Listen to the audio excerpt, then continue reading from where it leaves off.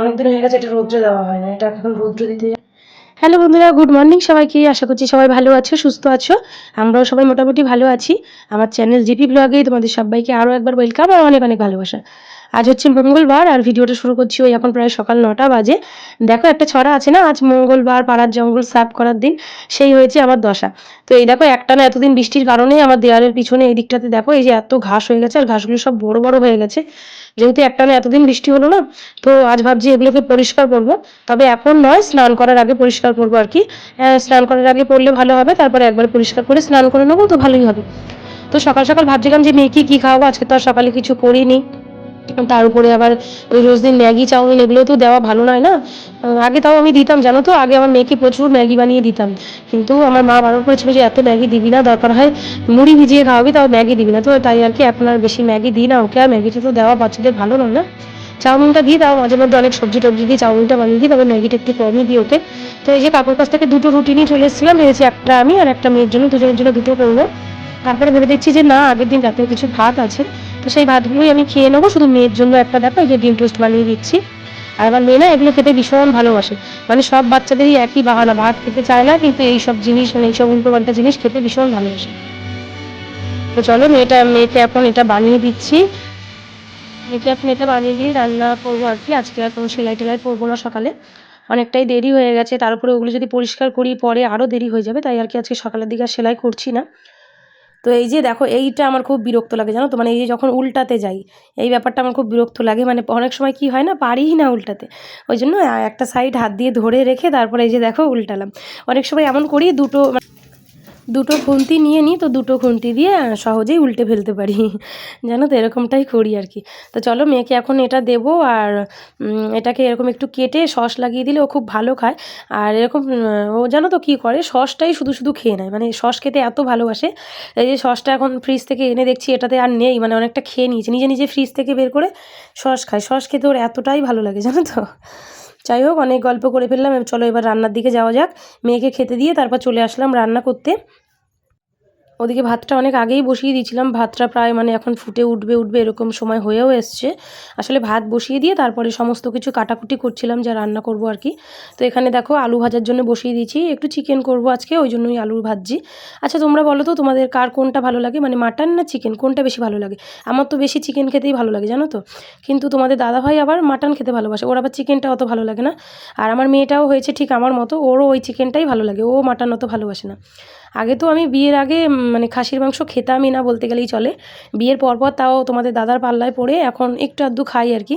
কিন্তু কেমন জানি না, একটা দুধ দুধ গন্ধ লাগে আমার খাসির মাংসটা দিয়ে, জানি না এটা সবার ক্ষেত্রে হয় কিনা, কিন্তু আমার হয় এটা। আর খাসির মাংসটা মানে খুব একটা ভালো খাই না, আমি খাই না যে এরকমটা বলছি না, মানে খুব একটা ভালো নয়। কিন্তু চিকেনটা আমার খুব ভালো লাগে। তো এই যে বলছিলাম না, দেখো ভাতটা ফুটে উঠবে উঠবে, তো ভাত ফুটেও উঠেছে।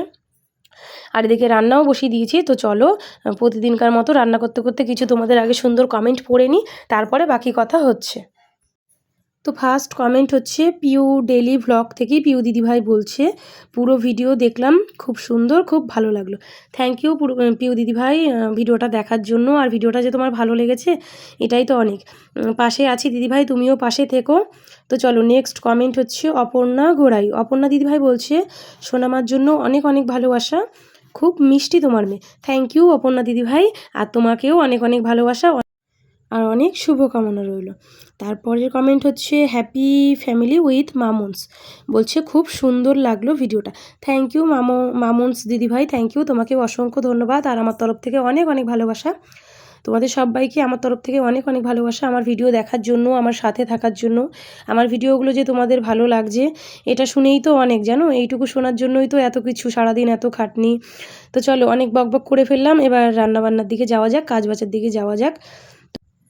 তোমরা তো দেখলে আগে আলুটাকে ভেজে নিলাম, তারপরে ওই তেলের মধ্যেই জিরে ফোড়ন দিয়েছি, আর হচ্ছে ওই পেঁয়াজ ভেজে নিলাম। তারপরে মিক্সির মধ্যে আমি টমেটো, আদা, তারপরে হচ্ছে রসুন আর কাঁচা লঙ্কা একসাথে পেস্ট করেছিলাম, ওটাকেই এখন এই যে দিয়ে। আর দেখো আমি এই সবসময় এইটা করি, মানে যেটুকু মশলা মিক্সির বাটিতে লেগে থাকে না, আমি মিক্সির বাটিটাকে একটু হালকা জল দিয়ে বুলিয়ে আমি দিয়ে দিই সবসময়, মানে শুধু মাংসর ক্ষেত্রে নয়, যখনই যেটা রান্না করি মিক্সিতে যে মশলা লেগে থাকে একটু এরকম জল বুলিয়ে দিয়ে দিই। তো দেখো ওই জলটুকু দিয়ে তারপরে মশলাটাকে একটু ভালো করে কষিয়ে নিচ্ছি। আর আমি মশলা কষানোর সময় গ্যাসটা কমিয়ে কমিয়ে অনেকক্ষণ ধরে মশলাটা কষিয়ে নিই। তারপরে এর মধ্যে দেখো এই যে মাংসটা দিয়ে দিয়েছি, আর আজকে আর মাংসটাকে ম্যারিনেট করে রাখা হয়নি, জানো তো, ওই ধুয়েই জাস্ট রেখে দিয়েছিলাম, আর ম্যারিনেট করে রাখা হয়নি। যাই হোক, সব দিন কি আর একই রকম করলে হবে বলো তো, একটু চেঞ্জ করে তো করতে হবে, তাই না? তো চলো মাংসটা এখন কষিয়ে নিচ্ছি। আর আমি মাংসটাও ওরকম একটু গ্যাস কম করে আর বারবার ঢাকা দিয়ে দিয়ে কষাই, জানো তো, এরকম করলে আমার মনে হয় যে ভালো হবে। তো এদিকে ভাতটাও দেখে নিলাম, আর দেখছি যে ভাতটাও হয়ে এসছে। ভাতটা এখন নামাবো। ভাতটা নামিয়ে নিয়েছি, আর মাংস রান্নাটাও মোটামুটি হয়ে গেছে, কিন্তু পুরো মাংস রান্নাটা আর শেয়ার করলাম না আজকে আর কি। আগের দিন একদিন শেয়ার করেছিলাম, তো ওই জন্য আজকে আর করলাম না। তো রান্নাবান্না তো হয়ে গেছে, আর রান্নাঘর পরিষ্কার করাও মোটামুটি আমার হয়ে গেছে। কী কী রান্না করলাম সমস্তটা তো তোমাদের সাথে শেয়ার করবো, তবে এখন নয়, খেতে যখন বসবো তখন শেয়ার করব, মানে দুপুরে যখন খেতে বসবো তখন শেয়ার করব।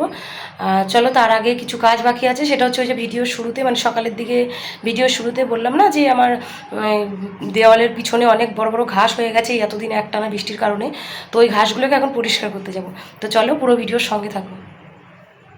আজ মঙ্গলবার, পাড়ার জঙ্গল সাফ করার দিন। সব ছেলেরা দঙ্গল বেঁধে যাবে, রঙ্গলবাবুও এক্ষুনি আসবেন, আর আসবেন তার দাদা বঙ্গবাবু।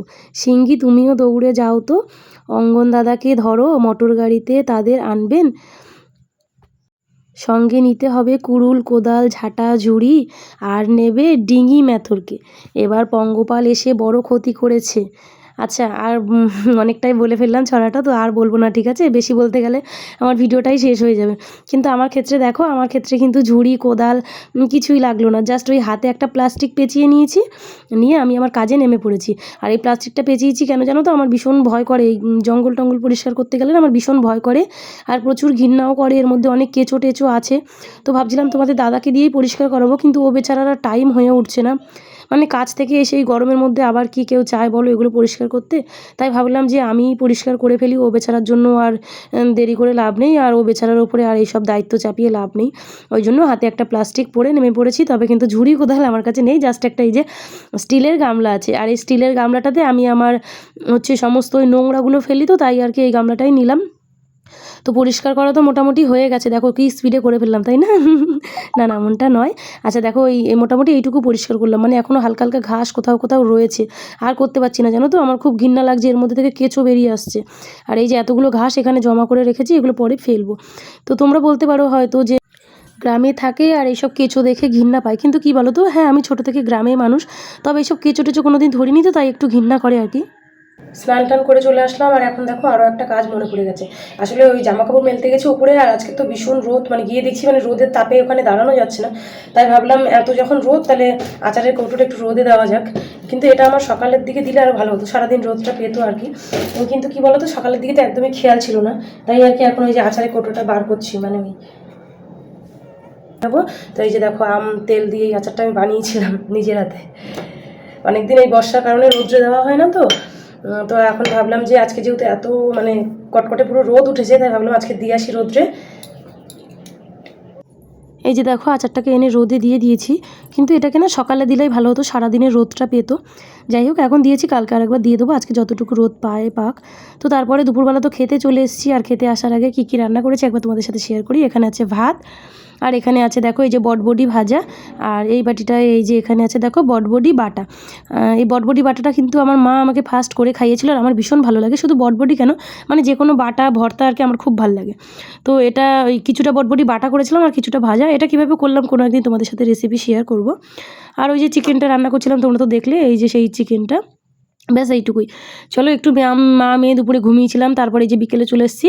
আর এই যে জামা কাপড় ভাঁজ করতে না আমার ভীষণ কুড়েমি লাগে, মানে সব কাজ করে ফেলবো, কিন্তু জামা কাপড় কাচবো, ধোবো, শুকিয়ে ঘরে আনবো, সব ঠিক আছে, এই ভাঁজ করে তোলাটাই কেমন যেন 3-4 দিন পরে থাকে চেয়ারে, জানো তো, তারপরে ভাঁজ করা হয়। তো এই যে আজকে যে ভাঁজ করছি না, এর মধ্যে কালকেরও ধোয়া জামা কাপড় কিছু আছে, কী করবো, একসাথে আজকে সব ভাঁজ করছি। তো এই জামা কাপড় ভাঁজ করা তো আমার ভীষণ কুড়েমি লাগে, তোমাদেরকে বললাম। যাই হোক, আজকে ভিডিওটা আর অনেকটা বড় হয়ে যাচ্ছে, আর বাড়াচ্ছি না। এই ছিল আজকে ভিডিও, কেমন লাগলো জানিও, আর ভালো লাগলে আমার চ্যানেলটাকে সাবস্ক্রাইব করে আমার পাশে থেকো। যতটা পাচ্ছি চেষ্টা করছি, তোমরাও প্লিজ একটু সাপোর্ট করো, তোমাদের সাপোর্ট ছাড়া তো এগিয়ে যাওয়া কোনো মতো সম্ভব নয়। তো চলো, আজকে মতো টাটা নিচ্ছি, আবার দেখা হচ্ছে নেক্সট কোনো ব্লগে। সবাই ভালো থেকো, সুস্থ থেকো।